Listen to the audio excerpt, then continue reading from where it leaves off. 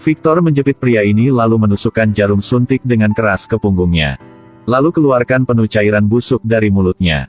Victor kemudian menerjangnya lagi untuk meluruskan tulang punggungnya.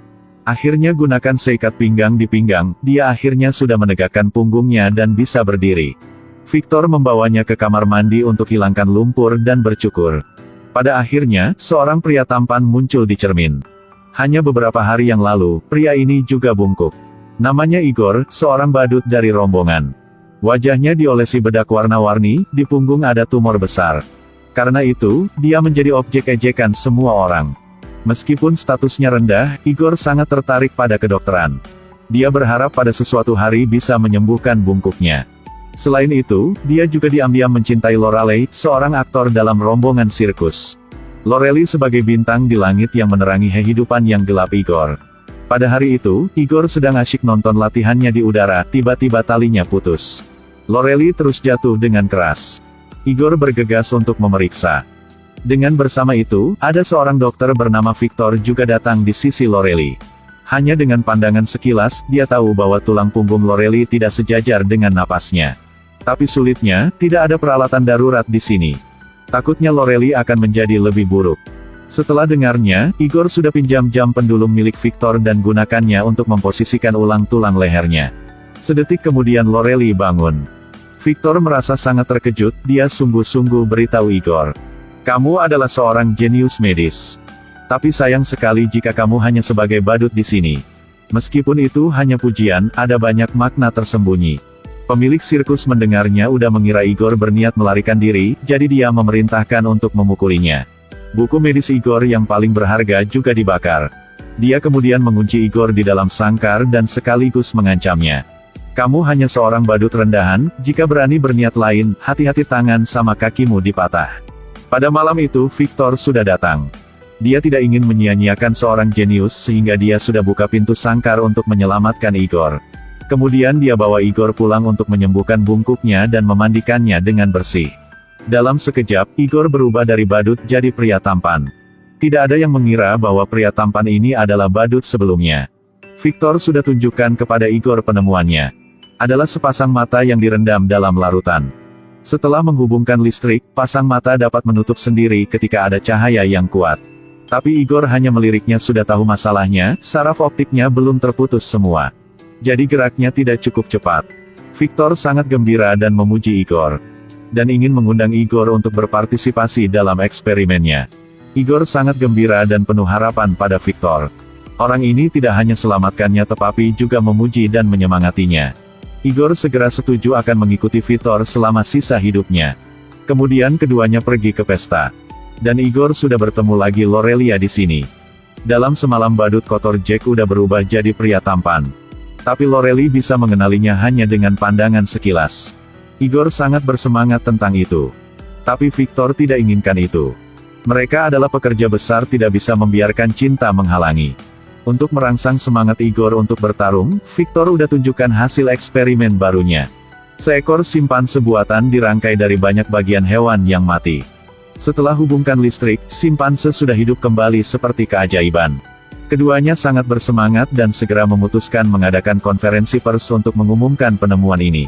Ada yang tidak mereka duga adalah simpanse tidak hanya tidak hidup kembali tetapi juga mengeluarkan bau busuk yang kuat.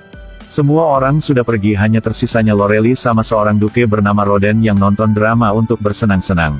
Victor sangat gugup dan minta Igor nyalakan daya maksimum. Setelah beberapa saat, simpanse akhirnya bergerak tapi berubah menjadi monster. Segera setelah itu, simpanse sangat ganas sehingga mereka tak bisa mengendalikannya. Lihat simpansan larikan diri, Victor hanya dapat ambil senjata untuk membunuh penemuannya yang telah lama diteliti. Kegagalan kali ini benar-benar menghasut Victor, dia menjadi mudah tersinggung. Tetapi Roden memandangnya dengan mata yang berbeda. Secara aktif dia mendekati Victor dan katakan bahwa mau berinvestasi dalam penemuannya. Victor tampaknya telah temukan rumput yang menyelamatkan jiwa dan segera setujunya. Sekaligusnya dia berjanji akan menciptakan seorang yang berpikir dan sadar.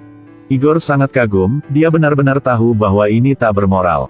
Tapi sarannya ditolak mentah-mentah oleh Victor. Dia bahkan berteriak bahwa kalau tanpa dia sekarang Igor tetap adalah badut rendahan. Jadi rencananya tak usah Igor berkomentar. Igor tercengang, dia tak mau kembali ke sirkus lagi jadi harus menyerah. Pada hari itu ada seorang pria datangi tempatnya, ayah Victor. Begitu dia tiba, dia memarahi Victor seperti menamparkan air ke wajahnya. Bahkan mengkritik penemuannya sebagai tumpukan daging busuk. Kamu hanya membawa aib bagi keluarga ini. Aku akan bikin keluarga ini jadi bangga. Tamparan ini udah menghancurkan semua kepercayaan diri Victor. Igor melihat dia diam jadi udah proaktif bantu melakukan eksperimen untuknya. Dan juga sarankan memasang 2 jantung dan 2 paru-paru pada hewan percobaan. Hal ini udah membangkitkan antusiasme Victor. Di ruang sunyi, tiba-tiba bergema suara diskusi yang hidup. Mereka kerja sepanjang hari tanpa lelah. Ketika percobaan akan selesai, polisi mencapai tempat mereka. Kisah manusia buatan itu terungkap. Igor segera minta Victor untuk berkemas barang-barang dan bersiap untuk melarikan diri. Selama proses bergerak, Igor menemukan mayat di balok es. Adalah teman sekamar Victor sebelumnya. Dia merokok terlalu banyak narkoba yang menyebabkan kematian. Victor tidak ingin membuang-buang bahan jadi dia mengaitkan matanya. Pada saat Igor kagum, polisi masuk dengan pistol. Victor mendorong polisi itu ke mesin dan menjepit tangannya. Mengambil kesempatan itu, keduanya pergi ke Roden untuk meminta bantuan. Roden dengan murah hati mengatakan bahwa hanya memberinya teknologi buatan, dia dapat mendukung kedua. Igor dengan tegas menolak dan bertengkar keras dengan Victor. Sama seperti itu, mereka berdua pergi ke dua arah. Roden setelah mengetahui hal ini udah memberi keputusan yang kejam. Kepala Igor diikat oleh Roden dan dibuang dengan kejam ke dalam air. Hanya karena Igor menolak untuk bergabung dengan rencana menciptakan manusia, tak ada guna lagi. Untungnya Igor berhasil melarikan diri. Setelah melarikan diri, Igor menyadari bahwa jika dia benar-benar menganggap orang itu sebagai teman, dia harus hentikannya lakukan kesalahan. Memikirkan hal ini, Igor segera mencari Victor. Melintasi tebing terjal, dia akhirnya mencapai kastil tua Victor. Tapi semuanya sudah terlambat. Melalui banyak eksperimen, Victor sudah sukses menciptakan manusia buatan dengan 2 hati. Saat itu langit mulai gelap dan petir mulai muncul. Tunggu saja kilatan petir dan kehidupan orang buatan ini akan resmi dimulai. Melihat bahwa tak bisa menghentikannya, Igor hanya bisa memberitahu Victor. Setelah Roden memperoleh teknik buatan ini pasti dia akan membunuh Victor. Tapi Victor mengatakan dia tidak peduli tentang hidup atau mati. Ternyata dia keras kepala menciptakan manusia buatan bukan untuk penelitian ilmiah, tapi hanya untuk melepaskan ikatan di hatinya. Sejak Victor kecil, dia dan kakak laki-lakinya kenal badai. Untuk menyelamatkannya, kakak laki-lakinya meninggal. Sejak saat itu, kehidupan Victor dipenuhi dengan rasa bersalah dan menyalahkan diri sendiri. Dia benar-benar gila pada menciptakan manusia buatan dengan tujuan gunakan cara gila ini untuk menenangkan hati nuraninya. Selanjutnya, Victor pergi ke pusat eksperimen, saat ini sedang ada guntur dan kilat di langit. Ini adalah waktu terbaik untuk percobaan, 1 detik kemudian, manusia buatan itu diikat melayang di udara. Setelah kilatan petir, tubuhnya dipenuhi energi, jari-jarinya mulai bergerak. Tepat saat Victor sedang senang, manometer listrik tiba-tiba meningkat, pria buatan itu kehilangan kendali dan bertabrakan di mana-mana dan akhirnya jatuh ke tanah. Melihat adegan eksperimental yang kacau, Victor tidak merasa panik sama sekali. Dia bergerak ke pria buatan dengan wajah penuh harap mengulurkan tangan untuk memeluknya.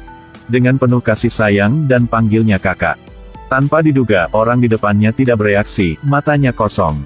Victor akhirnya menyadari bahwa bahkan dia menuangkan lebih banyak hati ke dalamnya, itu hanya cangkang kosong. Tak bisa dibandingkan dengan kehidupan nyata. Pada saat ini, pria yang dengan keras kepala mengikuti rencananya selama bertahun-tahun akhirnya meneteskan air mata. Tiba-tiba terdengar suara tembakan, polisi udah sampai. Dia ingin menghancurkan monster ini.